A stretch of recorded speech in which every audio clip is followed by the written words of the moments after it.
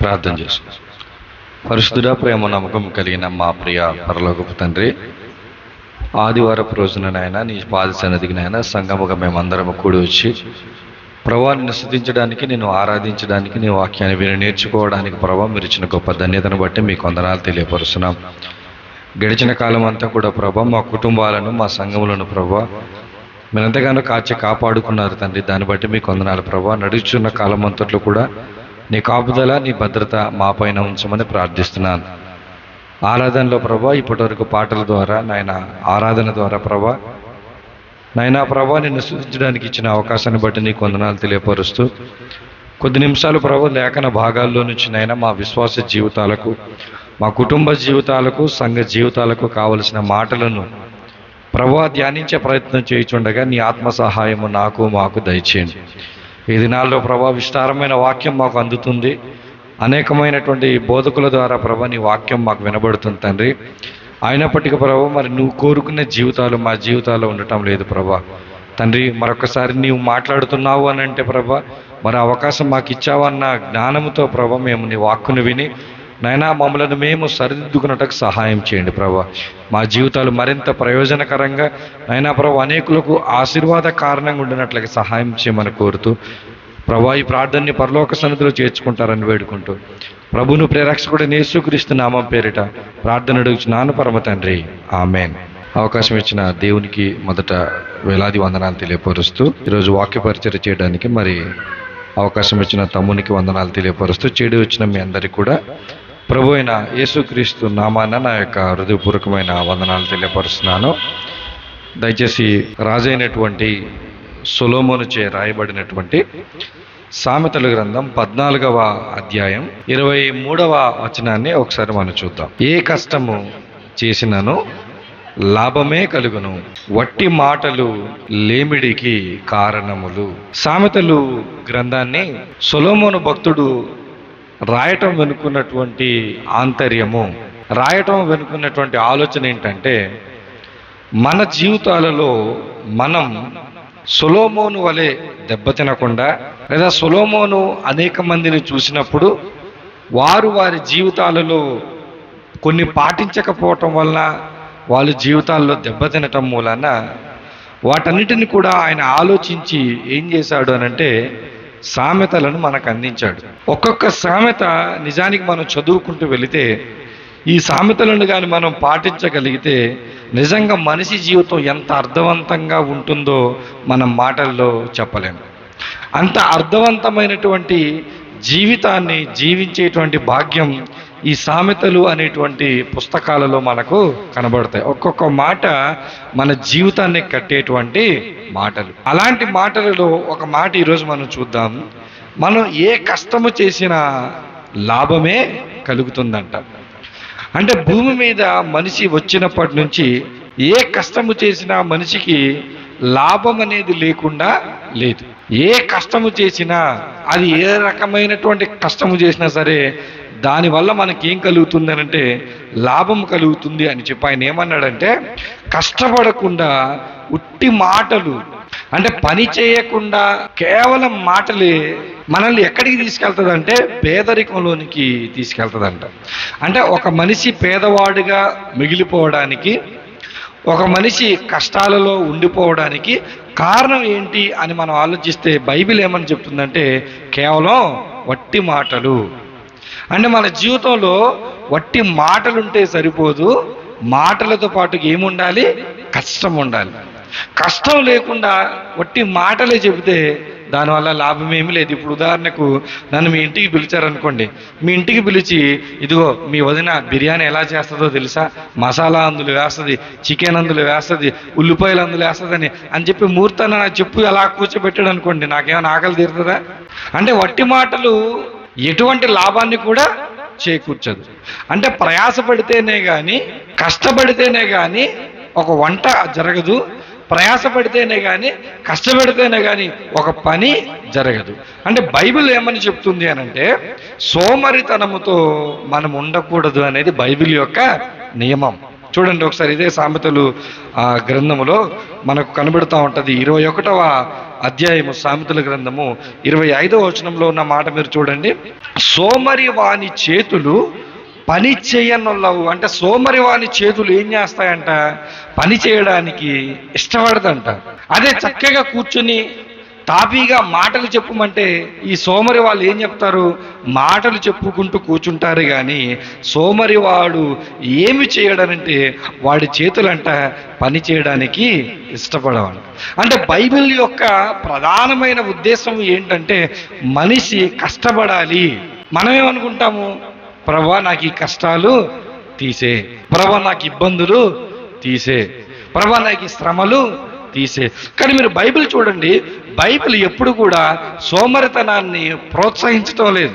సోమరితనము అంటే ఏమిటనంటే ఏ పని పాట లేకుండా, సోమరితనము అంటే ఏమిటనంటే ఊహల్లో విహరిస్తూ, సోమరితనము అంటే ఏమిటనంటే ఏదో చేయకుండా ఏదో లాభాన్ని ఆశించడమే సోమరితనం.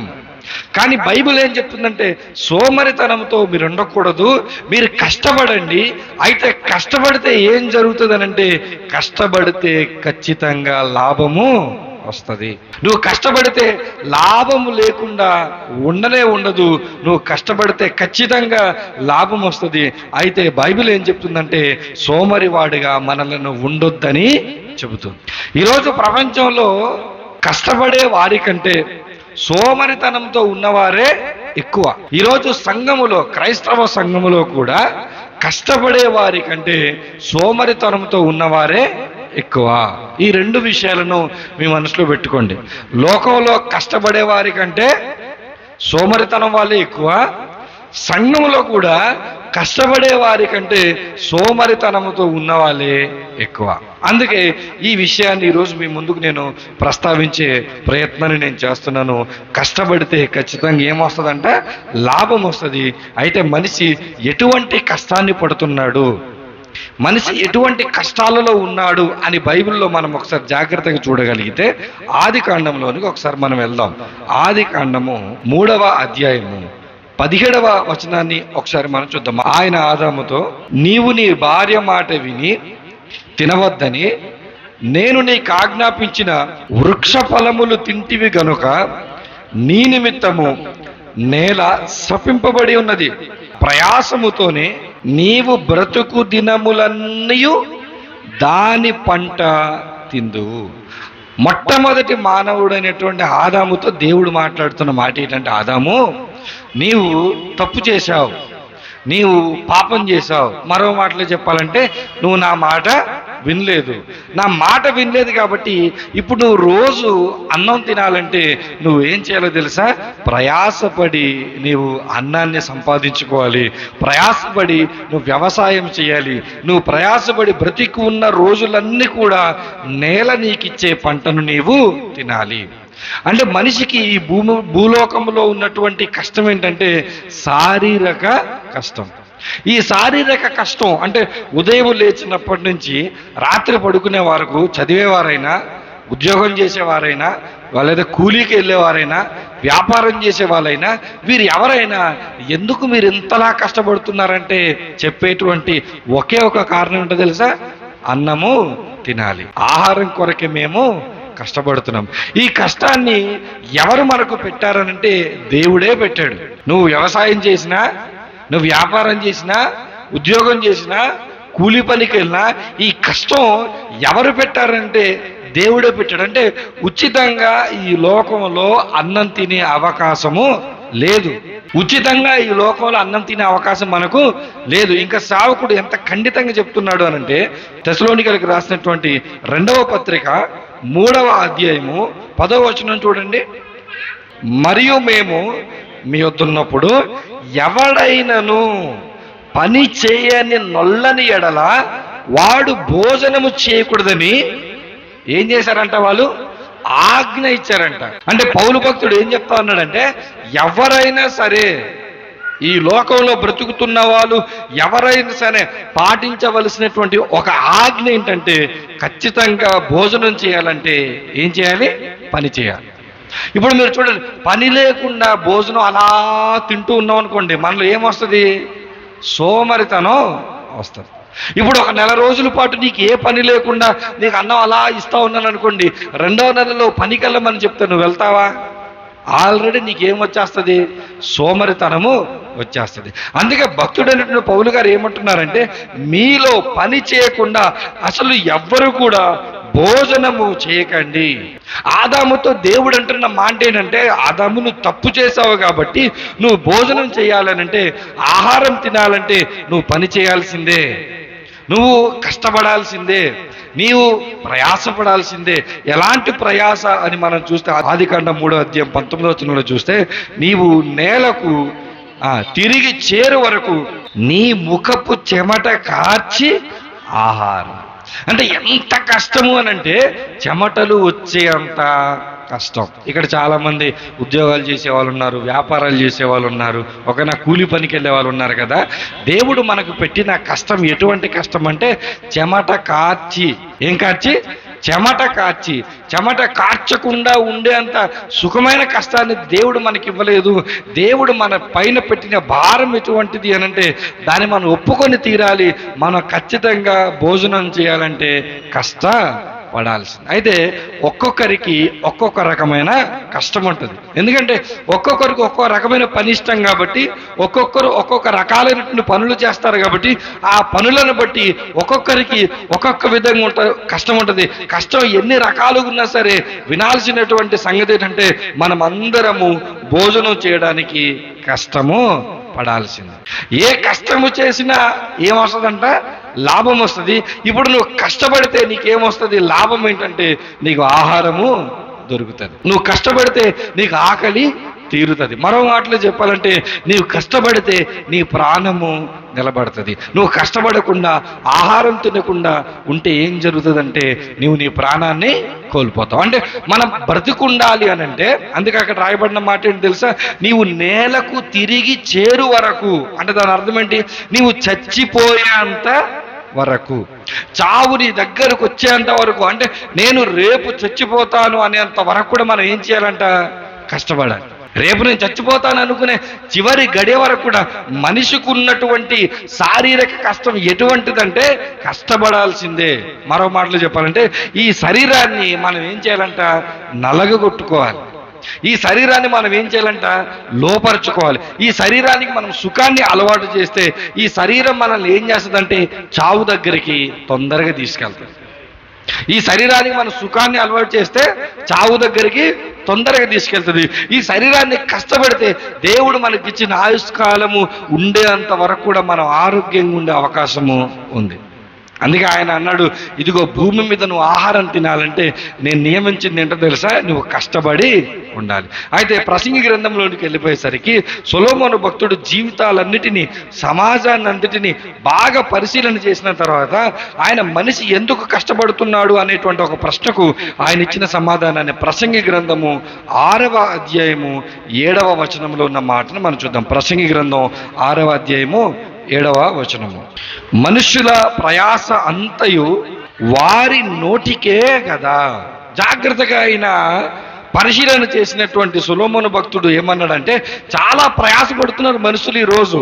ఎంత ప్రయాసపడుతున్నారు? చెమట కారేంతగా ప్రయాసపడుతున్నారు. అయితే ఎందుకు మీరు ఇంతలా ప్రయాసపడుతున్నారు అనంటే దానికి వచ్చిన సమాధానం ఏంటి తెలుసు? కేవలము నోటికే కదా. అందుకే లోకంలో ఒక సామెత ఉంటుంది. ఏంటో సామెత? కోటి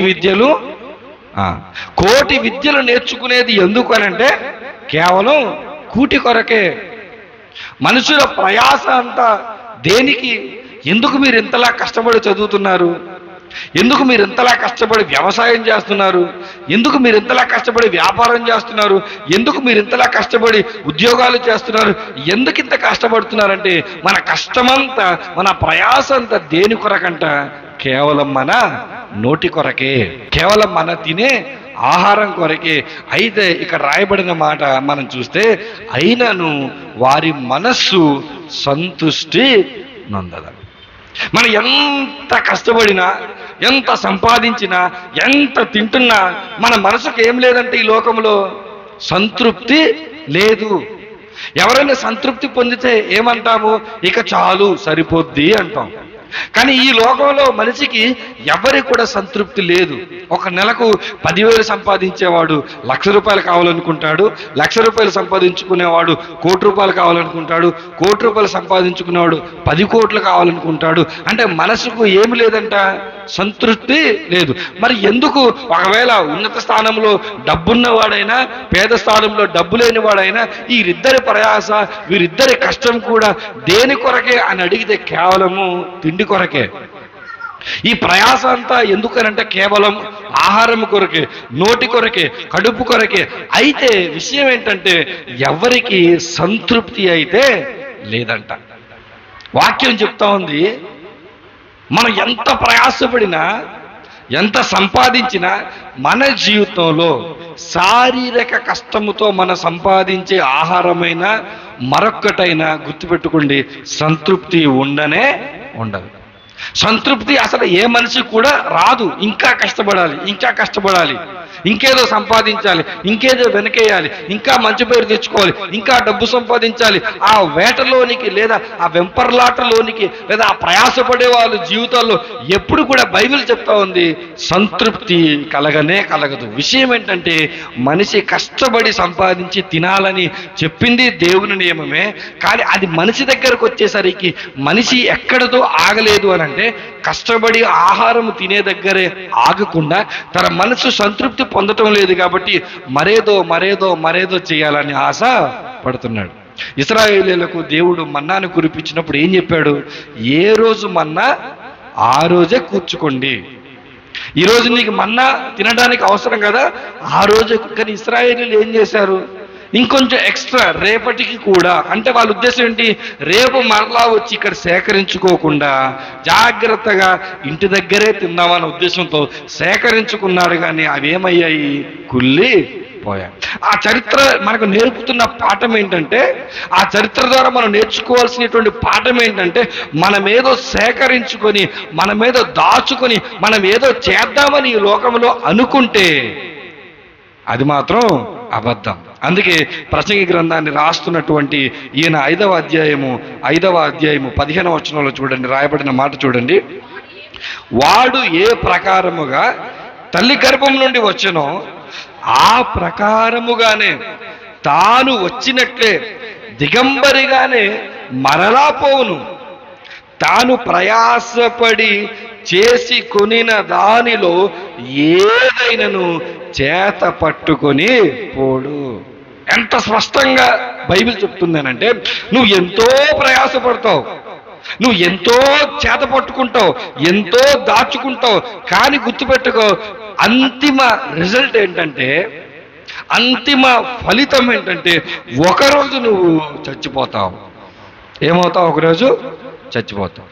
నువ్వు తల్లి గర్భం నుంచి దిగంబరిగా ఒక బట్టలు లేకుండా ఒక నూలు పోగు లేకుండా తల్లి గర్భంలో నుంచి ఎలా వచ్చావో, నువ్వు మరలా సమాధి పెట్టెలోనికి వెళ్ళిపోయేటప్పుడు కూడా నీ పరిస్థితి నా పరిస్థితి అంతే. మనకందరికి కూడా గుర్తుండాల్సినటువంటి ఒక మాట ఏంటంటే, మనం ఏమి తీసుకొని రాలేదు, మనం ఏమి తీసుకొని పోలేము, వెళ్ళము కాదు, వెళ్ళము అని అంటే అవకాశం ఉంది, కానీ అసలు మనం ఏది తీసుకొని వెళ్ళలేమంట. అంటే మన దగ్గర ఎటువంటి అవకాశం కూడా లేదు. నువ్వు పెద్ద బిల్డింగ్ కట్టుండొచ్చు, ఆ బిల్డింగ్లో మంచి ఐరన్తో కూడిన బీరో పెట్టుండొచ్చు, ఆ బీరో లోపల నువ్వు బంగారాన్ని పెట్టుండొచ్చు, కానీ గుర్తుపెట్టుకో, ఆ ఇల్లు వదిలేయాలి, ఆ బీరో వదిలేయాలి, ఆ బంగారం కూడా నువ్వు వదిలేయాలి. అంటే బైబిల్ ఏం చెప్తుందనంటే, మొట్టమొదటగా మీరు ఆలోచనలు జాగ్రత్త పరుచుకోవాలి.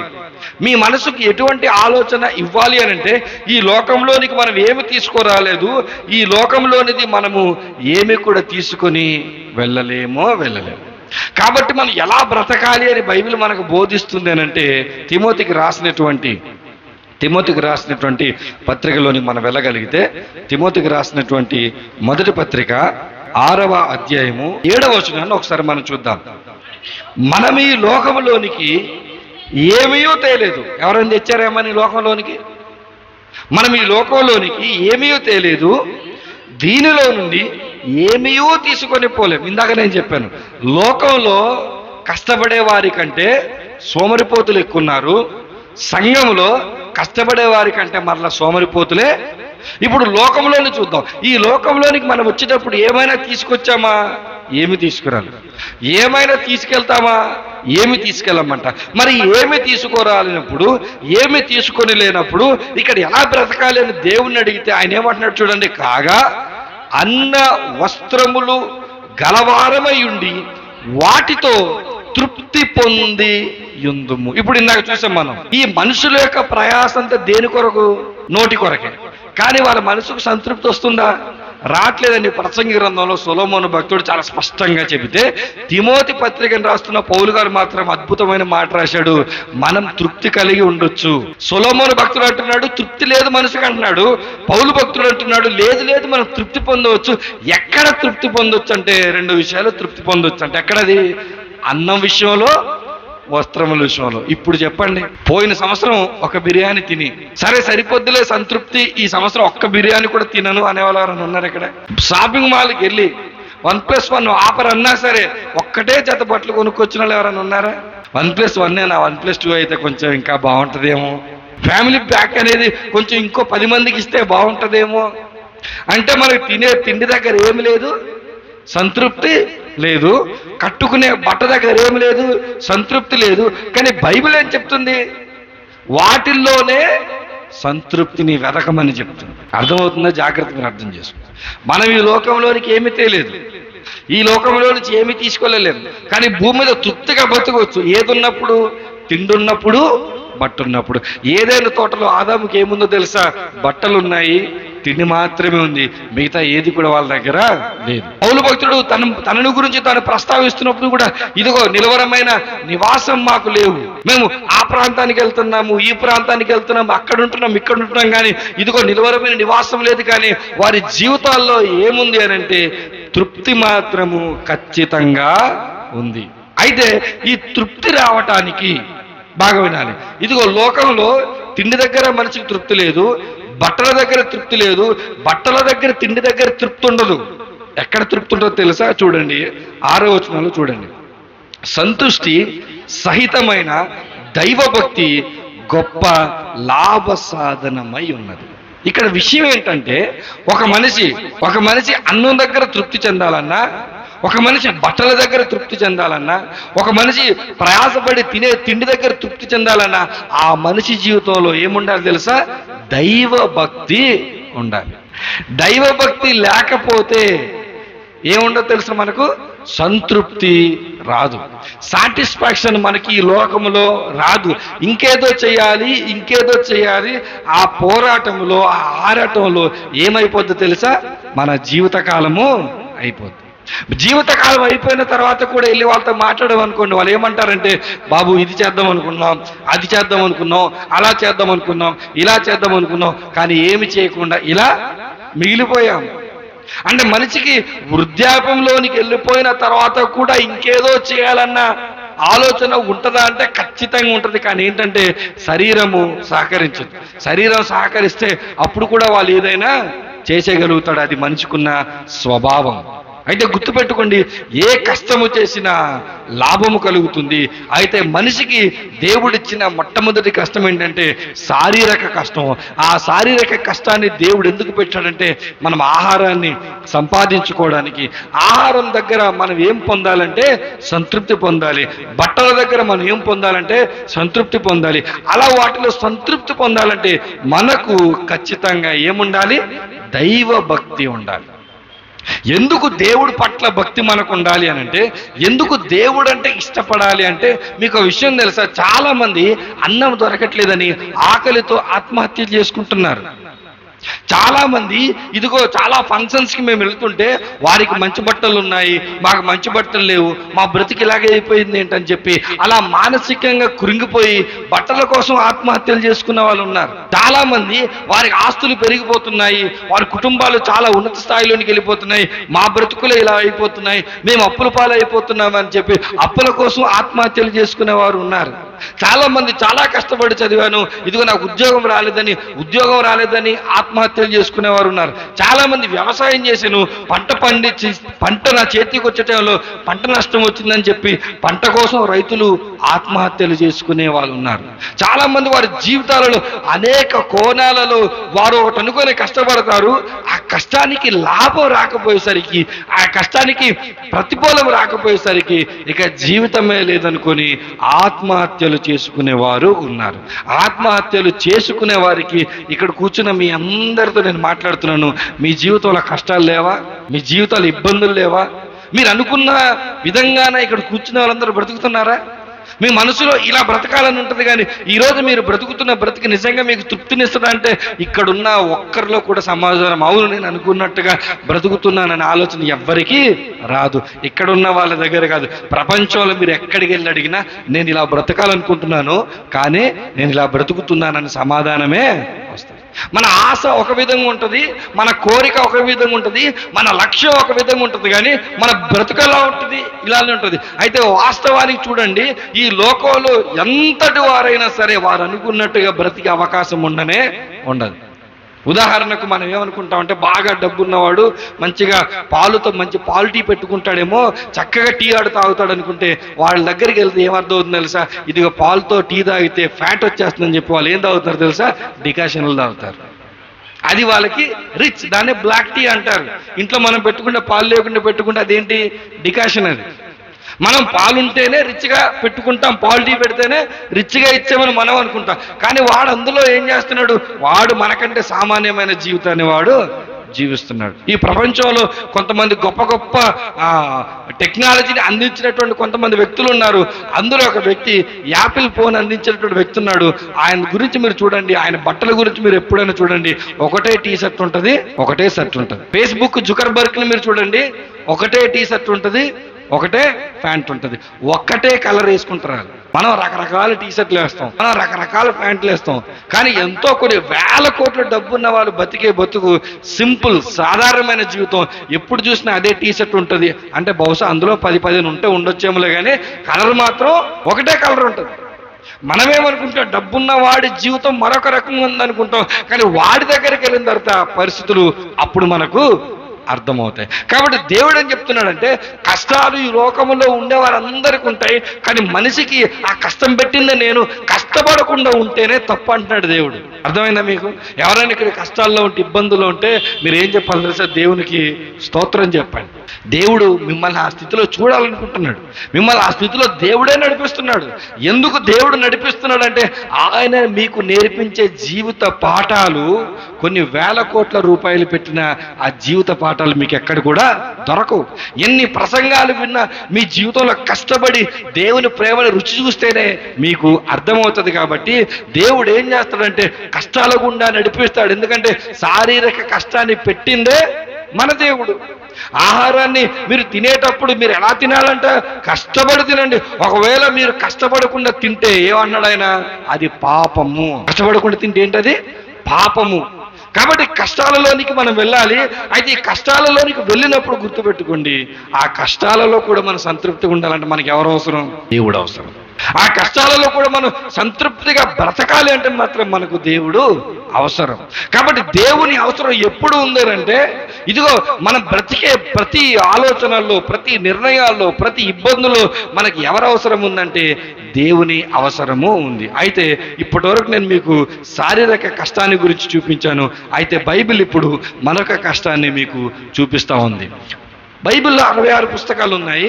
66 పుస్తకాలలో మొదటి పుస్తకం డైరెక్ట్గా ఏం చెప్పిందంటే మనిషి పడే కష్టాన్ని గురించి మొదటి పుస్తకం మాట్లాడింది. బైబిల్లో 2 నిబంధనలు ఉన్నాయి, పాత నిబంధన, కొత్త నిబంధన.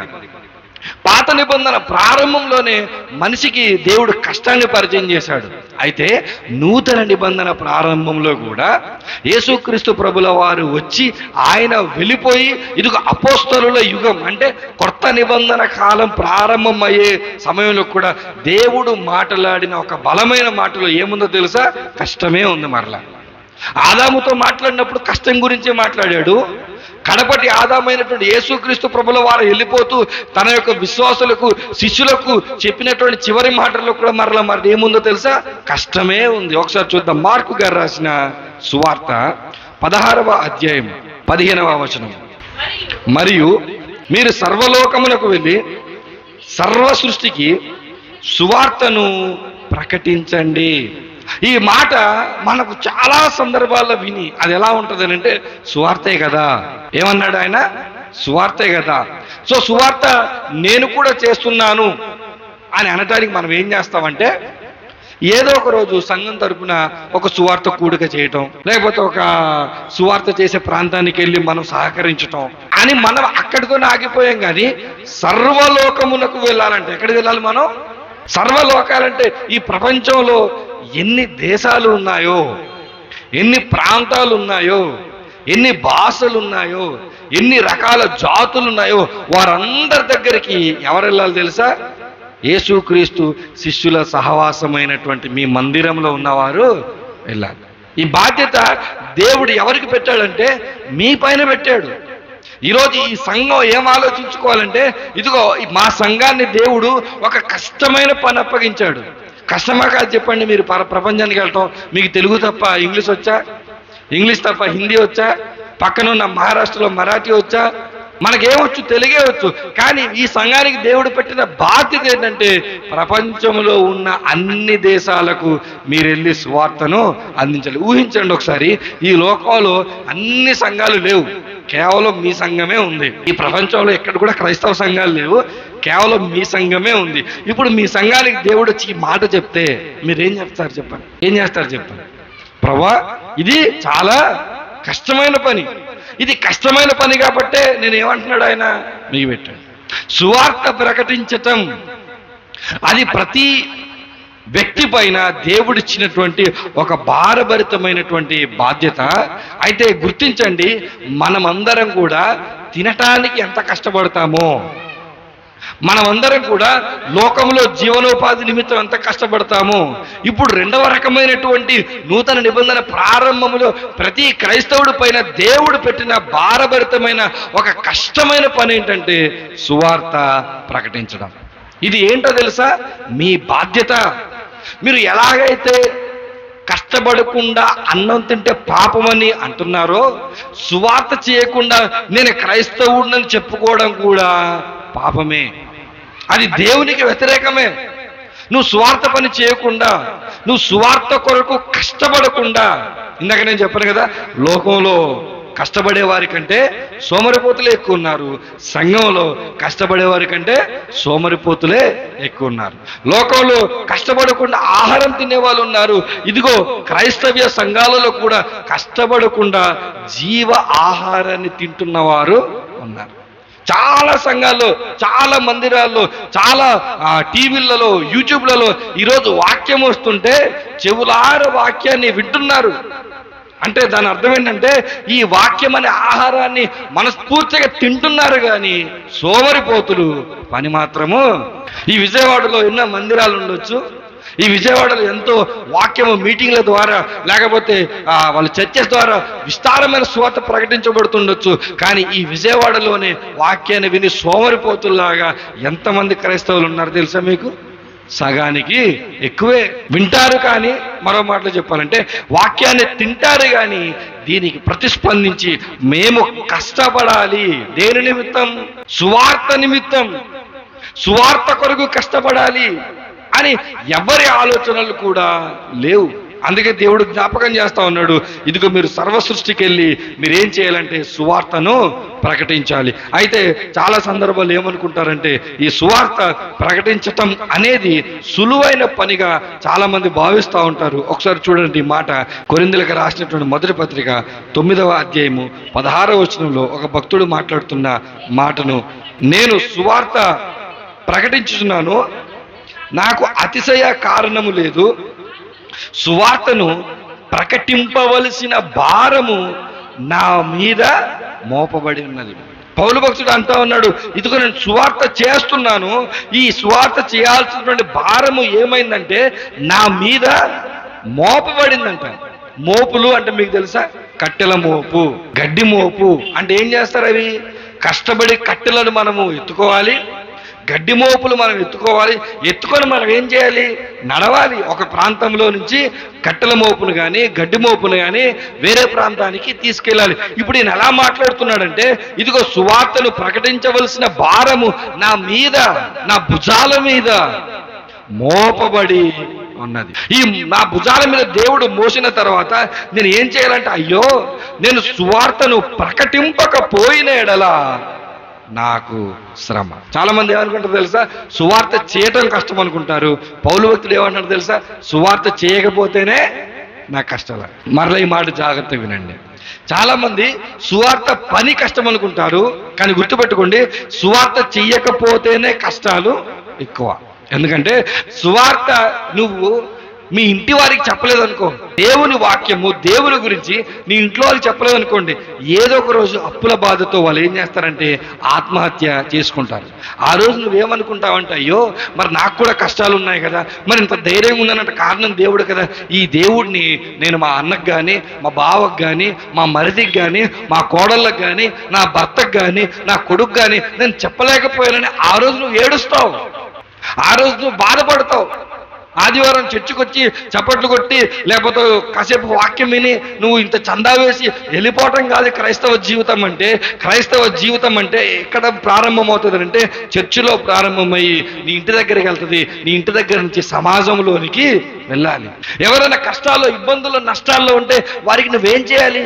దేవుని గురించి చెప్పి వారిని ఓదార్చాలి, వారిని బలపరచాలి. వాళ్ళు ఇబ్బందుల్లో ఉన్నప్పుడు వారికి నువ్వు వెళ్ళి, ఇదిగో నువ్వు డబ్బు సహాయం చేయలేకపోవచ్చేమో, లేకపోతే మరొకటి చేయలేకపోవచ్చేమో, కనీసం వారికి నువ్వు మాట సహాయం అయినా చేయాలి.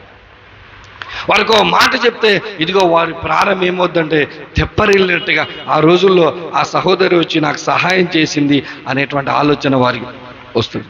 సువార్త చేయటం చాలా కష్టమైన పని. ఈ కష్టమైన పని గురించి పౌలు భక్తులు మాట్లాడుతూ, అసలు పని చేయడమే కష్టము, అసలు ఆ పని చేయకపోతే నాకు మరింత కష్టము.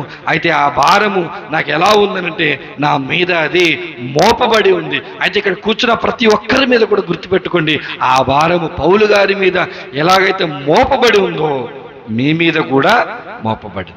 ఎలాగైతే మీరు శారీరక కష్టాన్ని పడుతున్నారో ఆహారాన్ని సంపాదించడానికి, అలాగే మీరు సువార్త కొరకు కూడా మీరు ఏమవ్వాలి?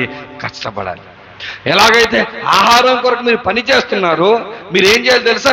సువార్త కొరకు మీరు పని చెయ్యాలి. కొరింథీయులకు రాసినటువంటి మొదటి పత్రిక 9వ అధ్యాయము 14వ వచనంలో మనకు కనబడుతుంది. అక్కడ ఏమని ఉంది అనంటే, అలాగున సువార్త ప్రచురించేవారు సువార్త వలన జీవింపవలనని ప్రభువు నియమించున్నాడు. ఒక మాట చెప్తాను, జాగ్రత్తగా వినండి.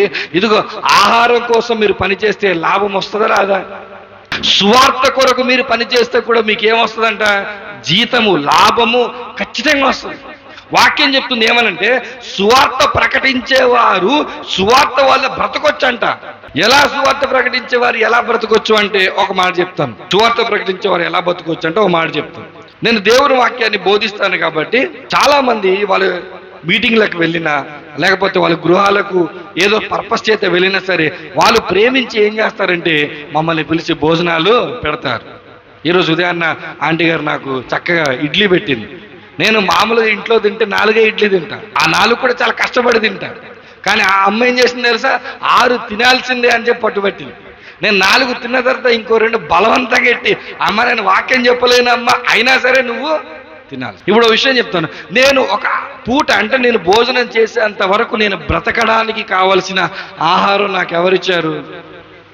మాకు అమ్మమ్మ తను, మా అత్తమ్మ తను, మా పిన్న తను కాదు.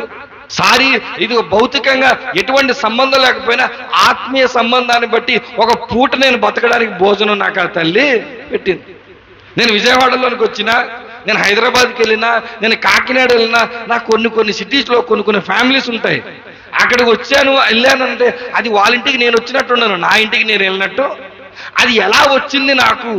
అంత ఫ్రీడమ్, అంత స్వాతంత్రం ఎలా వచ్చింది అంటే కేవలం సువార్త పని చేయటం. నేనేదో మంచోడినని లేకపోతే వాళ్ళేదో మంచోళ్ళని నాకు నేను వాళ్ళు ప్రూవ్ చేయటం, వాళ్ళు నేను ప్రూవ్ అది కాదు. కేవలం సువార్త ప్రకటిస్తే దేవుడు ఏమంటాడు తెలుసా? దానికి తగిన ప్రతిఫలాలు.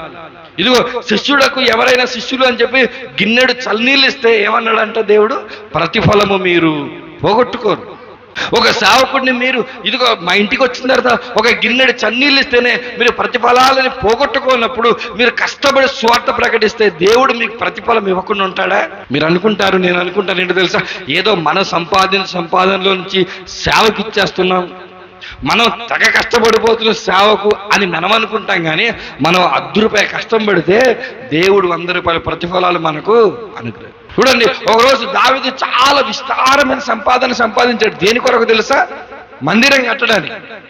కానీ దేవుడి దగ్గర వచ్చి ప్రార్థన చేస్తున్నాడు, ప్రభువా నీ మందిరం కట్టడానికి చాలా సంపాదించాను, అయితే విషయం ఏంటంటే ఇదంతా నాది కాదు, నీ దాంట్లోనే నేను మరలా కొంచెం నీకు ఇస్తున్నా.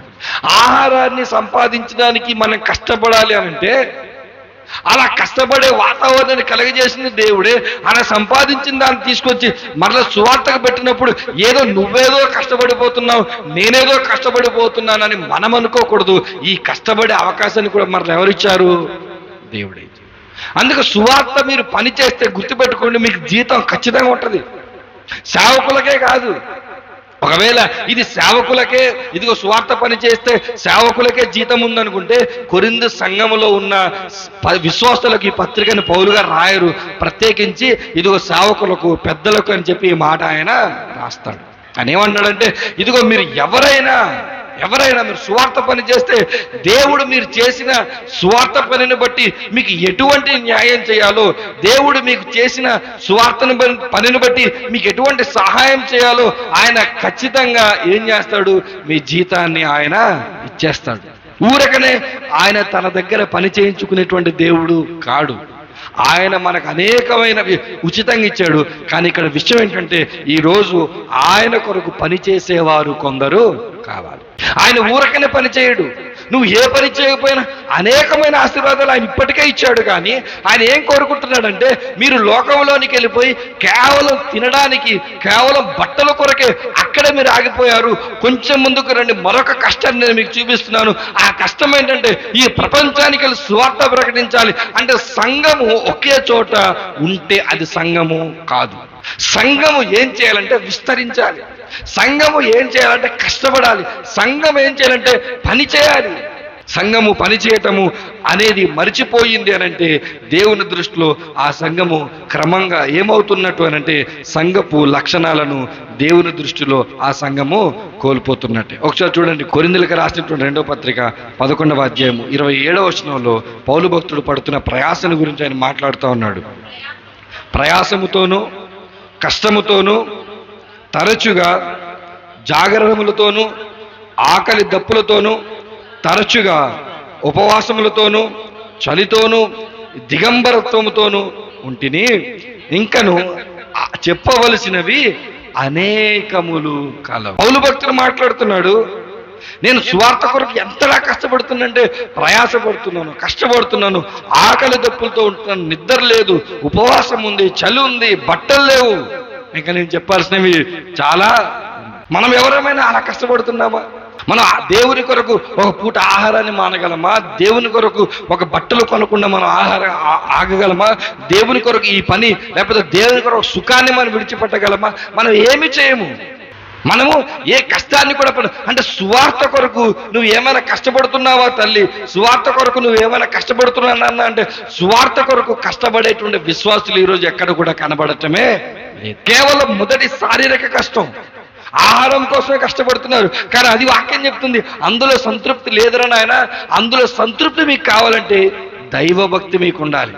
ఆ దైవభక్తిలోనికి వచ్చిన తర్వాత మీరు స్వార్థ పని చేస్తుంటే మీ దగ్గర ఒక జత బట్టలు ఉన్నా, మీ దగ్గర ఒకే పూట ఆహారం ఉన్నా, మీ దగ్గర ఇదిగో అనేకమైన డబ్బులు లేకపోయినా, మీ దగ్గర పేరు లేకపోయినా, ఇదిగో బయటి వాడికి చూడటానికి అయ్యో పాపం అని మనల్ని గురించి అనుకుంటారేమో, కానీ మనల్ని ఏమంటారు తెలుసా?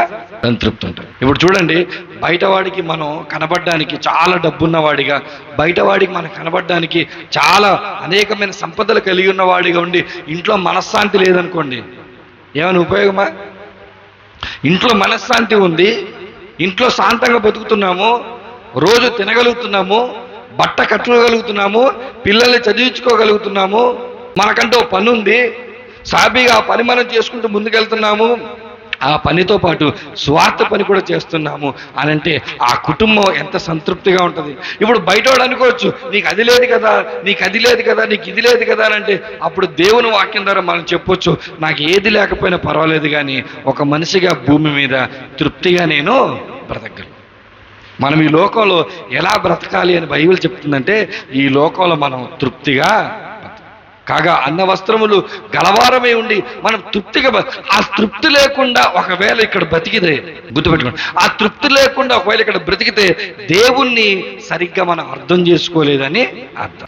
దేవుడు మనకు స్పష్టంగా అర్థమైతే మనకున్న దాంట్లో కష్టపడతాము, మనకున్న దాంట్లో తింటాము, మనకున్న దాంట్లో సంతృప్తిగా ఉంటాము, మనకున్న దాంట్లో నుంచి మనం ఏం చేస్తాము? సువార్త పని మనము చేస్తాము.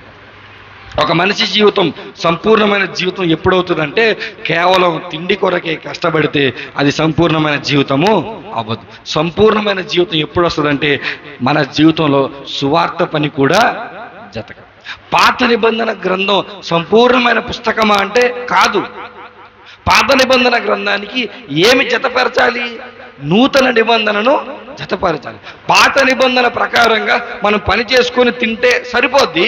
నూతన నిబంధనలో మనం పని చేసుకుని తింటూ స్వార్థ పని మనము చేయాలి. మనం ఇంకా పాత నిబంధన పద్ధతిలోనే ఉన్నాం చాలా మంది. అందుకే చెప్పాను, సంఘములో ఈరోజు చాలా సంవత్సరాలుగా వాక్యాన్ని వినేవారు సైతం సోమరితనంతో ఉంటున్నారు. చాలా సంవత్సరాలుగా వాక్యాన్ని నేర్చుకున్న వారు సైతం ఎలా ఉంటున్నారంటే సోమరితనంతో ఉంటున్నారు. అంటే పని చేయడానికి, సువార్త పని చేయడానికి ఏ మాత్రము ఇష్టాన్ని చూపించట్లేదు. ఒక మాట చెప్తాను జాగ్రత్త. సువార్త పని అంటే ఒక్కొక్కరికి ఒక్కొక్క విధంగా ఉంటుంది. రాయుడిలాగా నేను చేయలేను, నాలాగా మూర్తన్న చేయలేడు, మూర్తన్నలాగా లూకా చేయలేడు, లూకా అన్నలాగా ఆ అన్న చేయలేడు. ఎవరి పరిస్థితులను బట్టి, ఎవరి స్థాయిని బట్టి, ఎవరి చిత్రగతులను బట్టి ఏదో ఒక పని మీరు ఎంచుకోవాలి. ఇప్పుడు నేను చెప్పాను అనుకోండి, అన్న మూర్త నీ పని చేసుకో, లేకపోతే అన్న నువ్వు పని చేసుకో, అమ్మ నువ్వు పని చేసుకో అన్నాను అనుకోండి, ఎలా ఉంటుంది? మీకు నచ్చినంతసేపు చేస్తారు, తర్వాత మానేస్తారు. ఇప్పుడు వాక్యాన్ని మీరు వింటున్నప్పుడు సంఘంలోనికి వచ్చిన తర్వాత మీరు దేవుని దగ్గర ప్రభువా సువార్త చేయాలన్న ఆశ నాకుంది, ఎలా చేయాలో నీ సేవకుని ద్వారా, నీ వాక్యం ద్వారా ఏదో ఒక రోజు నాతో మాట్లాడు. అర్థమవుతుంది. ఒక మాట చెప్తాను చూడు, ఈ ఆదివారం వచ్చిన తర్వాత వచ్చే ఆదివారం కలగా ఏ సువార్త పని చేయాలో ఎవ్వడికి అర్థమవుతుంది. 10 సంవత్సరాలు పట్టింది నాకు నా పరిచర్య, వాక్య పరిచర్య అని చెప్పి. నాకు ఎన్ని సంవత్సరాలు పట్టింది? 10 సంవత్సరాలు నాకు అర్థమైంది. ఓకే, నా పరిచర్య వాక్యాన్ని బోధించడం. ఎవరికి ఎన్ని సంవత్సరాలు పడతాయి? కొంతమంది 5 సంవత్సరాలుగా తెలియవచ్చు, కొంతమంది మొదటి సంవత్సరమే తెలిసిపోవచ్చు. కానీ మనకి ఏ ఆశ ఉండాలంటే ప్రభా నీ పని నేను చేయాలి. ఎలా చేయమంటాం? నా పరిస్థితి ఇది, నేను చేసే పని ఇది, నాకు ఉండే టైం ఇది, నా కుటుంబ పరిస్థితులు ఇలా ఉన్నాయి, నా చదువు ఇలా ఉంది, నా ఆరోగ్యం ఇలా ఉంది, నా వయస్సు ఇలా ఉంది, నా పిల్లలు ఇలా ఉన్నారు, ఏదో ఒకటి చేయాలి, ఏదో ఒకటి చేయాలి అని ఆరాటంలో దేవుడు ఏం చేస్తాడంటే ఎక్కడో చోట నీ ద్వారా సువార్త పనిని దేవుడు జరిగిస్తాడు.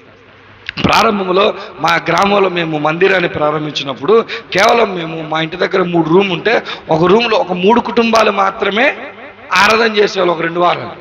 అయితే మా ఊరి దగ్గర కొంచెం వాటర్ ప్రాబ్లం ఉంటుంది కాబట్టి మేము పక్కూరు నుంచి ఒక 2 సహోదరులను పిలిచి రోజు ఉదయాన్ని ఒకరు, సాయంత్రాన్ని ఒకరు ఊటగడ్డలో నుంచి మాకు వాటర్ తీసుకొస్తే నెలకు మీకు ఇంత ఇస్తామని చెప్పి వాళ్ళకి ఒప్పందం పెట్టుకున్న తర్వాత ఉదయం ఒక సహోదరి వస్తుంది, సాయంత్రం ఒక సహోదరి వస్తుంది. సో వాళ్ళు రోజు వచ్చి మాకు నీరు తీసుకొని వచ్చేవాళ్ళు. సో వారు క్రమంగా ఆదివారం కూడా ఇంట్లో ఏదో జరుగుతుందని తెలుసుకొని మేము కూడా ప్రార్థనకు వస్తామని చెప్పి ఆ 2 సహోదరులు కూడా ఒక ఆదివారం మా చర్చికి వచ్చారు. వారితో పాటు ఆరాధన కొనసాగుతుంది. వాళ్ళు ఏం చేశారంటే మేమే కాదు, మా ఊర్లో చాలా మంది త్రాగి పాడైపోతున్నారు, చాలా మంది పని లేకుండా చెడిపోతున్నారు, అయ్యగారు మా ఊరికి వచ్చి మీరు సువార్త ప్రకటించండి అని చెప్పి నన్ను మా నాన్నగారిని పిలిస్తే మేము ఆ 2 సహోదరులను ఆధారం చేసుకుని ఆ గ్రామానికి వెళ్ళి సువార్త ప్రకటించిన తర్వాత ఈరోజు మా మందిరంలో దాదాపుగా 60 నుంచి 70 మంది విశ్వాసులు ఆ 2 సహోదరుల వల్లనే వచ్చారు. నేను ఎప్పుడైనా అదే చెప్తాను మా చర్చికి. ఈరోజు సంఘం ఇంత పెద్దగా ఉందంటే ఒకటి మా నాన్నగారు సేవ చేస్తున్నారు, రెండోది ఆ ఒక గ్రామం మారి మా మందిరంలోనికి వచ్చి ఒక చిన్న మట్టితో కట్టుకున్న మందిరంలో నుంచి ఒక పెద్ద మందిరంలోనికి కట్టుకోవడానికి కారణమైనటువంటి వాళ్ళు ఎవరు తెలుసు? 2 సహోదరులు. వాళ్ళు చదువేంటో తెలుసా? వాళ్ళు తెలుగు కూడా సరిగా మాట్లాడడం రాదు. అర్థమైందా? వాళ్ళకి ఏం మాట్లాడడం రాదు, తెలుగు సరిగా మాట్లాడడం రాదు. మీలాంటి వాళ్ళు చీరలు వాడి పడేసిస్తే మేము తీసుకెళ్తుంటాం, అలాంటి చీరలు ఏరుకుంటారు వాళ్ళు వచ్చి. అర్థమైందా? మేము ఇచ్చిన చీరల్లో అలాంటి చీరలు ఏరుకొని మీరు కట్టిపడేసిన చీరలతో వాళ్ళు అదే కొత్త చీర సిఎంఆర్ షాపింగ్ మాల్లో కొనుక్కున్నామన్నంత సంతృప్తిలో ఆ చీర కట్టుకున్న ఆదివారం ఆనందంతో చర్చికి వస్తారు. వాళ్ళు ఏం చేయారు తెలుసా? ఒక ఊరిని కూడా దేవుని మందిరంలో తీసుకొచ్చారు. ఈ సమయంలో నేను మిమ్మల్ని అడుగుతా ఉన్నాను, మీకు చదువు వచ్చు, మాటలు వచ్చు, జ్ఞానం వచ్చు, జీవితంలో అన్ని రకాల సౌకర్యాలు మీకు తెలుసు, కానీ మీ ద్వారా దేవుడు ఆశిస్తున్న సేవ ఏంటో మీరు గుర్తెరగాలి. ఏమీ చదువులేని వారిని, సరిగ్గా బట్టలు కూడా కొనుక్కోలేని వారిని వాళ్ళ ఇంటి దగ్గరికి వెళ్తే వాళ్ళు టీ కానీ ఇచ్చారంటే తాగితే మనకు వాంతులు వచ్చేస్తాయి, నాగరికత తెలియదు. అలాంటి వారే ఒక గ్రామాన్ని వాళ్ళకి ఏమర్థమైంది చెప్పండి? ఇన్నింత వాక్యాలు అయితే వాళ్ళు వినలేదు, ఇంత వాక్యం అయితే వాళ్ళు చెప్పలేరు మేము, కానీ విన్న ఒక్క మాటైనా, అర్థమైన ఒక్క మాటైనా ఆ మాట పట్టుకొని మేము కూడా పని చేయాలి.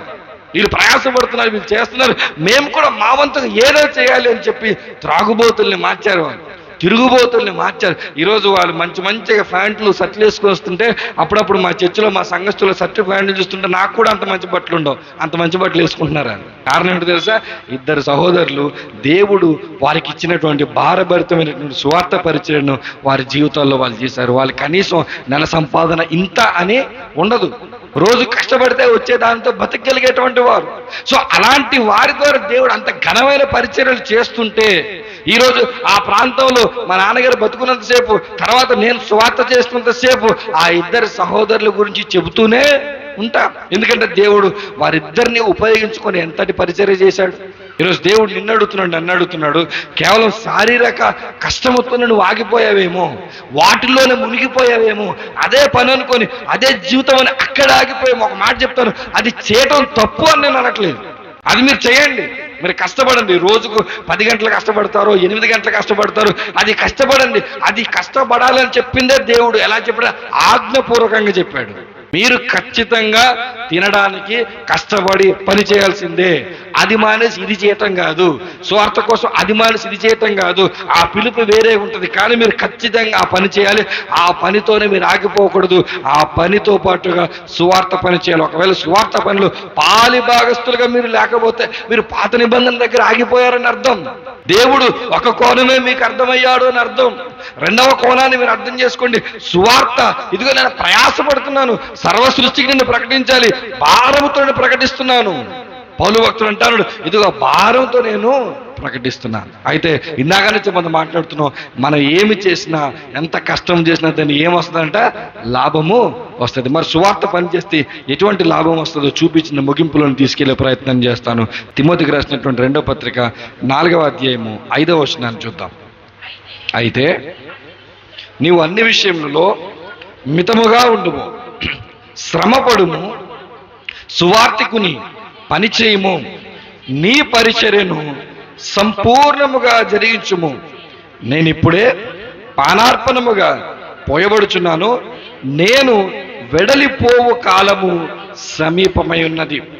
ఇదిగో తన వృద్ధాపంలోనికి నేను ఇక చనిపోతానేమో అన్న ఆలోచనలు ఎప్పుడైతే పౌలు భక్తుడికి వచ్చిందో, ఈ భక్తుడు మరొక సేవకుడితో తన తర్వాత సేవ జరపవలసినటువంటి తిమోతితో మాట్లాడుతానంటున్నాడు, తిమోతి అన్ని విషయాలలో మితంగా ఉండు. అన్ని విషయాలు మితంగా ఉండటం అర్థం ఏంటి తెలుసా?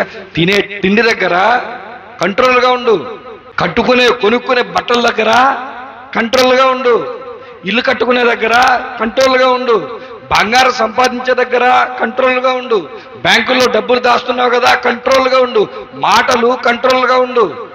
నువ్వు అన్ని విషయాలు మితంగా ఉండు. అంటే ఇదిగో విచ్చలవిడతనము నీకు వద్దు, అవకాశం ఉంది కదా అని చెప్పి ఇదిగో నువ్వు నీ పనిలోనే నువ్వు వెళ్ళిపోకు. నీ పని ఎంత ఉండాలో అంతే చేయి, నువ్వు ఎంత సంపాదించాలో అంతే సంపాదించు, నీకు ఎంత అవసరమో అక్కడి వరకు ఆగు. అలా ఆగాల్సినటువంటి బాధ్యత ప్రతి క్రైస్తవుడి మీద కూడా ఉంది. నువ్వు కంట్రోల్గా ఉండు. అయితే నువ్వేం చేయాలంట? శ్రమ పడాలి. చెప్పాను కదా, బైబిల్ సోమరిపోతులను ఏమాత్రం కూడా అంగీకరించదు, కష్టపడే వారినే బైబిల్ సమర్థిస్తుంది. నువ్వు కష్టపడు. అయితే ఆయన అంటున్నాడు, సువార్తికుని పని చేయి. నీకంటూ పని ఉందేమో, కానీ ఈ సమయంలో దేవుడు నీతో నాతో స్పష్టంగా మాట్లాడుతున్నాడు. మనమందరం కూడా ఏ పని చేయాలి తెలుసా? సువార్తికుని పని. ఏదో ఒక రకంగా ఏ కోణంలో మనం పని చేస్తామో మనకు తెలియదు. మన ద్వారా దేవుడు ఎలాంటి పరిచర్యం జరిగిస్తాడో మనకు తెలియదు. కానీ సంఘములు ఖచ్చితంగా సువార్తికుని పరిచర్య చేసి మనం ఏం చేయాలంట? పరిచర్యను సంపూర్ణంగా. నేను చెప్తా ఉన్నాను, మీ జీవితాల్లో కూడా పరిచర్యలోనికి మీరు ఏం రావాలో తెలుసా? సంపూర్ణతలో. సంఘంలో మనం వచ్చేటప్పుడంట 3 రకాల దయ్యాలను మనం తీసుకొస్తామంట. ఎన్ని రకాలు? 3 రకాలు. మొదటి దయ్యం అంట మూగ దయ్యం. ఏ దయ్యం? ఈ మూగ దయ్యానికి ఏం రావు? మాటలు రావు. మూగ దయ్యం వస్తుందంట, ఇక్కడ కూర్చుంటుందంట, మరలా తిన్నగా వెళ్ళిపోద్దంట. రెండో దయ్యం వస్తుందంట, ఆ దయ్యం చెవిటి దయ్యం అంట. ఈ దయ్యానికి ఏమవుతుంది? వినబడదు, వస్తుందంట, కూర్చుంటుందంట, మరలా వెళ్ళిపోద్దంట. మూడో దయ్యం ఎటువంటి తెలుసా? అవి ఏంటది? కుంటి దయ్యం. ఈ దయ్యానికి ఏమి లేదు, కాళ్ళు చేతులు లేవు, వస్తుందంట, కూర్చుంటుందంట, పాక్కుంటూ మరలా వెళ్ళిపోద్దంట. ఇప్పుడు ఈ 3 దయ్యాల్లో మనం ఎవరో ఒక దయ్యాన్ని తీసుకొస్తామంట. అయితే మూగ దయ్యాన్ని తీసుకొస్తాం. ఇక్కడ ఎందుకు వస్తామో తెలీదు, ఎవరితో మాట్లాడము, వస్తాము, కూర్చుంటాము, వెళ్ళిపోతాం. రెండో దయ్యాన్ని ఎవరో ఒకరు తీసుకొచ్చుంటారు, వందన తీసుకొచ్చుంటుందేమో రెండో దయ్యం. ఈ రెండో దయ్యం ఏం చేస్తుందంట? వస్తుంది, ఏం చెప్పినా అలా చూస్తూ ఉంటుంది, ప్రతిస్పందన ఉండదు, మరలా తిరిగి పని చేయాలని తపనే ఉండదు, చూస్తుంది, వింటది. ఈ దయ్యం మరలేదు. మూడో దయ్యం కాళ్ళు చేతులు లేకుండా అలా పాక్కుండా మొండది వస్తుందంట. కనీసం కళ్ళ ముందు ఏ చిన్న చెత్త ఉన్నా సరే, అక్కడ కుర్చీ ఉన్నా సరే, అక్కడ పరదా ఉన్నా సరే, అక్కడ పుస్తకం ఉన్నా సరే, దీన్ని అక్కడిక్కడ సెట్ చేసి వెళ్దాం అనుకుండా తిన్నగా కాళ్ళు చేతులు పనిచేయని. ఈ దయ్యాల్లో గుర్తుపెట్టుకోండి, మీరు కూడా ఏదో ఒక దయ్యాన్ని ప్రతి వారం ఏ దయ్యాన్ని తీసుకొస్తున్నారో మీకే తెలుసు. మూగ దయ్యాన్ని తీసుకొస్తున్నారా? చెవిటి దయ్యాన్ని తీసుకొస్తున్నారా? కుంటి దయ్యాన్ని తీసుకొస్తున్నారా? మీరు వచ్చి అలా కూర్చొని వినకుండా, లేకపోతే విన్నా పట్టించుకోకుండా వెళ్ళిపోయే దయ్యాల మాదిరిగా మీరు ఉండకూడదు. మీరు ఎలా ఉండాలి తెలుసా? పరిచర్యను సంపూర్ణంగా జరిగించేవారుగా ఉండాలి. ఈ పరిచర్య సంపూర్ణత అనేది ఎప్పుడు వస్తుందంటే, ఒక సేవకుడు చేసుకుంటే రాదు. ఒక సేవకుడు వచ్చి అన్ని పనులు చేసుకుంటే పరిచర్య సంపూర్ణతలోనికి రాదు. సంఘం అంటేనే అందరం కలిసి చేసేది. అందరం కలిసి చేసే సంఘంలో అందరు కలవాలా? ఎవరి దాని ఇండివిజువల్ చేసుకుంటూ వెళ్ళిపోవాలా? అందరూ కలిసి ఏమనాలి తెలుసా? ఇదిగో యేసుక్రీస్తు శిష్యుల సహవాసమైన మా మందిరం సువార్త పని చేస్తారు. విజయవాడలో పెద్ద పెద్ద మందిరాలు ఉండొచ్చు, పెద్ద పెద్ద సేవకులు ఉండొచ్చు, అద్భుతమైనటువంటి ఇంటర్నేషనల్ పరిచర్యలు ఉండొచ్చేమో, కానీ దేవుడు ఈరోజు ఎవరి వైపు చూస్తున్నాడంటే చిన్న సంఘమైనా మీ వైపు చూస్తున్నాడు. ఎందుకంటే తెలుసా? కష్టపడేది ఎక్కువ ఎవడు? పేదవాడా డబ్బున్నాడా? ఎవడు కష్టపడతాడు ఎక్కువ? పేదవాడు కష్టపడతాడా? డబ్బున్నోడు కష్టపడతాడా? ఒక మాట చెప్తాను, డబ్బున్నోడే కష్టపడతాడు. మనకు చూడ్డానికి అలా ఉంటుంది, కానీ కష్టాలు పేదోడికి కాదు, పేదోడికి మించిన కష్టాలు డబ్బున్నోళ్ళకు ఉంటాయి. విషయం ఏంటంటే, ఇప్పుడు డబ్బున్నవాడు ఎలా కష్టపడతాడు, డబ్బు లేనివాడు ఎలా కష్టపడతాడో, వాక్యం ఉన్నవాడు ఎక్కువ కష్టపడతాడా, వాక్యం తెలియనివాడు ఎక్కువ కష్టపడతాడా? వాక్యం తెలియని వాళ్ళు ఎక్కువ కష్టపడుతున్నారు ఈరోజు. అర్థమైందా మీకు? వాళ్ళ దగ్గర వాక్యము లేదు, ఒక్క మాటకే కష్టపడుతున్నారు. మీకు చాలా వాక్యం తెలుసు, మీ దగ్గర తమ్ముడు లూకా అనేక మంది వాక్య పరిచయాలు చేస్తున్నారు, చాలా వాక్యం తెలుసు, మరి మీరు పని చేస్తున్నారా? ఎలా పని చేయాలి తెలుసా? ఒక డబ్బున్నవాడు డబ్బు సంపాదించడానికి రాత్రి పగలు నిద్రపోకుండా, లేకపోతే సంపాదించిన దాన్ని జాగ్రత్త పరచడానికి ఎంత తెలివిగా, ఎంత శ్రద్ధతో ఉంటాడో, సువార్త పని ఎలా చేయాలి తెలుసా? అంత శ్రద్ధగా చేయాలి. ఇది నాది, దీన్ని నేను కాపాడుకోవాలి, సంఘము నాది, దీన్ని నేను కాపాడుకోవాలి, సువార్త పని నేను చేసుకోవాలి, మేమందరం కలిసి చేసుకోవాలి. ఇదిగో పరిచర్యలో మేము కూడా పాలిభాగస్తులము అవ్వాలి. పౌలు భక్తుడు అంటున్నాడు, నేను ఇప్పుడే పానార్పణముగా పోయబడుచున్నాను, నేను వెడలిపోవు కాలము సమీపమై ఉన్నది, మంచి పోరాటము పోరాడి తిని నా పరుగు కడముట్టించిదిని, విశ్వాసము కాపాడుకుంటున్నాను చెప్తాను అంటున్నాడు. ఇక మీదట, ఆ మాట మీరు అండర్లైన్ చేసుకోండి. ఏ మాట? ఇక మీదట నా కొరకు నీతి కిరీటం ఉంచబడి ఉన్నది.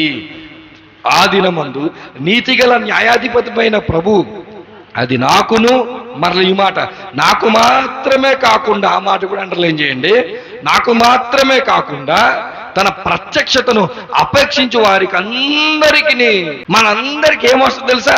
నీతి కిరీటము ఒకరోజు వస్తుంది. ఎవరికి? మనందరికీ రాదు. మనలో సువార్త నిమిత్తము కష్టపడిన వారికి, సువార్త కొరకు కష్టపడితే అంతిమ రిజల్ట్ ఏంటో తెలుసా? ఒకరోజు నీతిగల న్యాయపు సింహాసనం ముందు యేసుక్రీస్తు ప్రభువుల సింహాసనం పై నుండి మనల్ని ఒక్కొక్కరిని పిలిచి మనకి ఏమి ఇస్తాడు తెలుసా? నీతి కిరీటాన్ని ఇస్తాడు. ఆ నీతి కిరీటం ఇచ్చేటప్పుడు ఈ కష్టపడిన కష్టమంతా కూడా మర్చిపోతామ్మా. ఈ కష్టపడిన కష్టమంతా కూడా, ఒకవేళ బట్టలు లేకపోవచ్చు మన దగ్గర, తిండి లేకపోవచ్చు మన దగ్గర, డబ్బులు లేకపోవచ్చు మన దగ్గర, జ్ఞానం లేకపోవచ్చు మన దగ్గర, తెలివితేటలు లేకపోవచ్చు మన దగ్గర, మనం ఏదో ఒక రకంగా సువార్త పనులకు కష్టపడి ఉంటే సంఘం గుర్తించకపోవచ్చు, క్రైస్తవ్యం గుర్తించకపోవచ్చు, సేవకుడు గుర్తించకపోవచ్చు, కానీ ఎవడు గుర్తిస్తాడు తెలుసా? దేవుడు గుర్తిస్తాడు. ఆ దేవుడు గుర్తించి ఆ రోజు నీకు న్యాయ కిరీటం ఇచ్చేటప్పుడు, నీతి కిరీటం ఇచ్చేటప్పుడు, ఈ విజయవాడ లేకపోతే హైదరాబాద్ పెద్ద పెద్ద సిటీలో భక్తులని చెప్పుకునే వారికి నీతి కిరీటం దొరకదంట. నీలాంటి నాలాంటి సామాన్యులకు నీతి కిరీటము దొరుకుతుంది. ఆ రోజు మన ఆనందానికి ఏముండదు తెలుసా? అవధులు ఉండవు. కష్టము చేస్తే ఖచ్చితంగా ఏమొస్తుంది? లాభం వస్తుంది.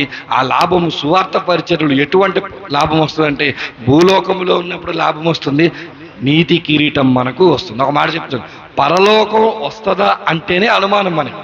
కానీ పౌలు గారు ఏమన్నారు? పరలోకంలో ఆయన డిసైడ్ అయిపోయి నీతి కిరీటం నాకు, మనకు పరలోకం వస్తుందో లేదో అనుమానం మనకి. ఇంకా నీతి కిరీటం దాకా ఎందుకంటే, ఉదాహరణకు చెప్పాలంటే, ఎగ్జామ్ రాసిన తర్వాత పాస్ అవుతానో పాస్ అవ్వను అని భయపడేవాడికి ఫస్ట్ ర్యాంక్ నాకు వస్తుంది అనేవాడికి ఎంత తేడా?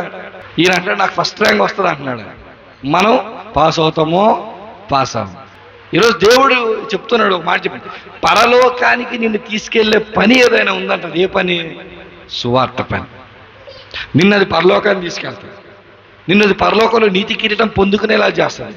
మన దాని కొరకు ఎంతలా కష్టపడాలి మనం. అందుకే దేవుని వాక్యం చెప్తుంది, మన జీవితం సంపూర్ణంగా ఉండాలంటే మనం చేసే పని మనం చేయాలి, సువార్త పని మనం చేయాలి. లోకములో చాలామంది సోమరిపోతులు ఉన్నారు, వాళ్ళు పనులు చేయట్లేదు.